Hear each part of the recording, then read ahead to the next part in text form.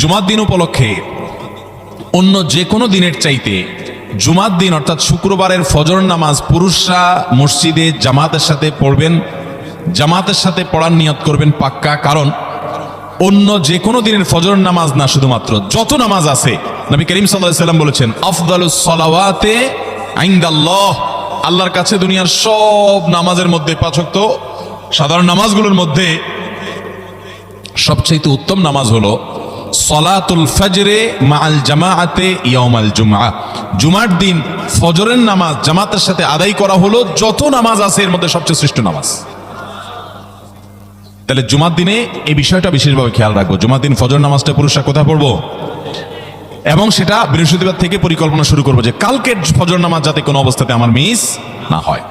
আমাদের আখিরাতের ব্যবসা এটা ভাই, আখিরাতের কারেন্সি সংগ্রহ করা। যত খুঁটে খুঁটে ভালো ভালো আমলগুলো করবেন, আপনার আমল নামাতে আমল সওয়াব জমা হতে থাকবে। চেষ্টা করবো তো ইনশাআল্লাহ।